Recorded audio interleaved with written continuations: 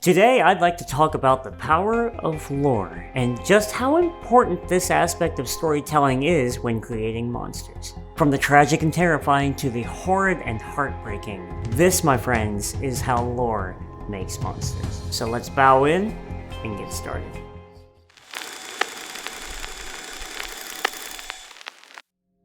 Before I get into examples, we need to have a clear vision for what lore really is, because believe it or not, it's not the same thing as story. At least not when it comes to storytelling in video games or movies and TV and all that. Lore, at least how it's used today, is better thought of as the history of a subject. Similar to world building, but a bit more algorithm friendly. So what the monster does in the movie is frightening, right? Ideally. But having the backstory of how it got here is what turns it from mildly unnerving into terrifyingly compelling. Usually.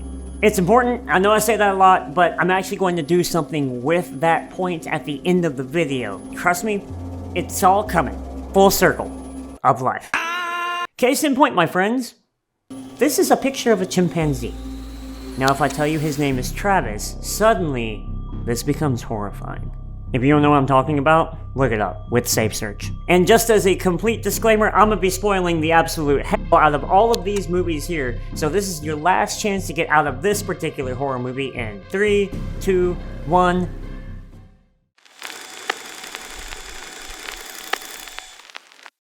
So, in the humble opinion of a goofy YouTuber doing the splits right now, one of the most important parts in creating a monster is making sure that their lore is tied to one fucked up idea. Godzilla was presumably just another Zilla before we put the fear of God in him, and after a little nuclear warfare, is now not only really pissed off, but he's also 164 US measurements tall, which is coincidentally the amount of pain he is in at all times. I've already ranted at length about how much I love this monster, and a huge part of that is just because dragons and dragon-adjacent lizards are just really freaking cool. But also because of how sympathetic he is in that first movie.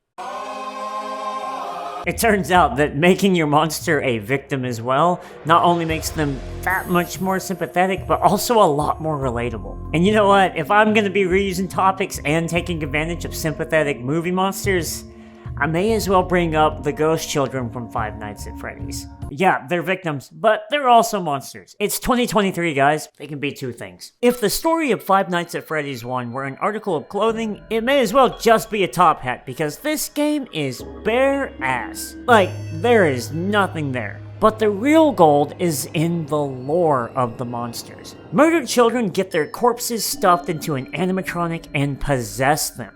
Now that, guys, that's some fucked up idea territory right there. Just quality. And yet, there was something oddly relatable about these monsters. Let's be real. If it turned out that the animatronics were actually being controlled by some kind of anti-humanity AI that was hell-bent on destroying all of mankind, it wouldn't have been nearly as compelling, right? Maybe it's because harming children is inherently twisted. Maybe it's because their existence is now an endless nightmare that none of us would want to suffer through.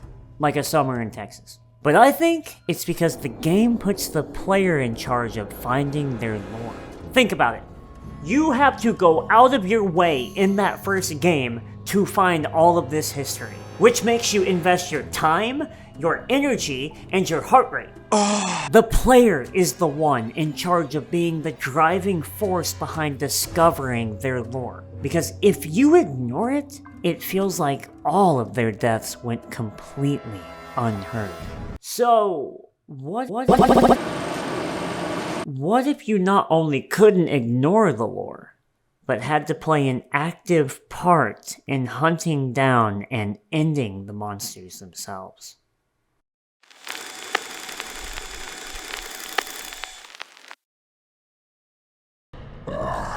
You ignorant slaves. Finally taken notice, have you? FromSoft built a whole-ass empire on making players do their work for them, only to leave their fanbase heartbroken and creeped out by the lore they pieced together from the item descriptions of literal trash. But in my blonde opinion, no game did this better than Bloodborne. The game already begins with you in this nightmarish Victorian-era skinned hellscape, but halfway through the experience, the game just plucks the player in their silent avatar and tosses them right into the Lovecraftian deep end. You gonna learn how to swim today! So, I typically hate silent protagonists. I don't think I've ever played a single game where I've thought, yes, I am definitely more immersed here. Except for FromSoft games. And the reason why I feel like it works in a game like Bloodborne but not Legend of Zelda is all due to how the franchises handle lore differently. Link is always the hero. It's his destiny. It's his purpose. And he does every last thing like a good little boy. And to me, that's boring, because if you're gonna have a character be so on rails, the least you can do is give it a little personality. The player character in Bloodborne, however, is different. If you're a player who's only here to play the game, that fits in with your character's lore. The player character is an outsider who shows up in this weird-ass city just to get a blood transfusion, and he does so in exchange for hunting beasts. And what this translates to is that if you're here for the selfish reasons of just playing the game to play it, so are they. Not to say that that's a bad thing necessarily. I too have lizard brain. There's a reason that you can just straight up murder whatever NPC you run across in these games. But if you're a curious little bee and interested in the world around you and how the monsters got there and, you know, what the fuck happened, then your character will explore, sidetrack, read, and potentially end up as an eldritch god. Unlike Link here, your ending is multiple choice. The cool thing is, the more you pay attention to the background, the more disturbed you get. Eventually, you begin to question everything, as every last detail you slowly uncover starts to build more and more.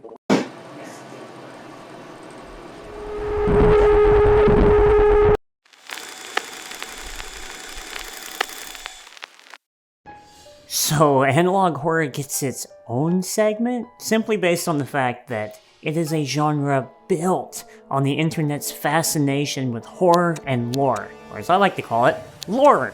The selling point for the audience is that analog horror likes to drip feed its lore to you, for you to slurp up through a twisty straw every video. That is, until you reach the bottom of that video cup and that last boba flavored jump scare fires to the back of your throat. Everyone who's accidentally gagged in public.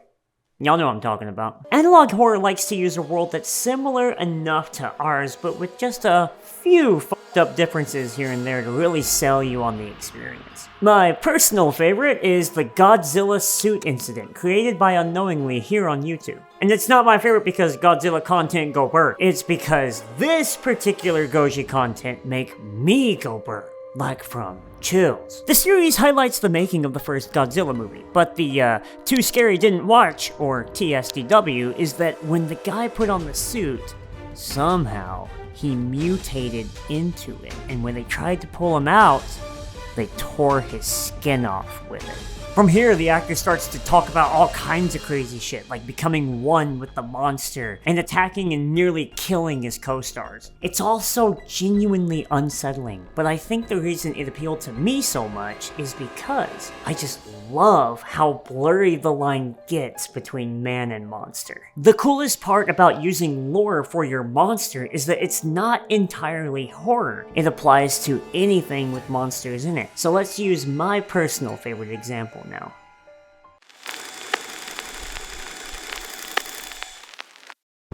You could make the argument that the original Predator is a horror thriller, or at the very least, tri-curious. But what is not up for debate is that this particular movie monster is made by his lore. The whole race of icons here are so much more interesting due to their civilization and ethics. And it's so impactful that this is one of the incredibly rare examples where having all of the backstory on a monster is a positive thing. And that's why I've always found that whole bad blood predator trope lame as fuck. Part of what made this thing so unique to begin with isn't the look, although that's rad, but also the morals and ethics it lives by. It's attentive to its environment because it's a literal hunter. It doesn't attack the unarmed since there's no sport in such a thing, and it's enticed by the idea of a challenging 1v1. If you take that all away, what makes them any different from the killer clowns from outer space? I mentioned at the beginning of the video that usually the lore is what really makes a monster compelling, the whole circle of life part. Obviously, having too much lore can also be a bad thing, as I am positive some of you are already well aware of and will definitely let me know in the comments. And I suppose now is as good a time as any to talk about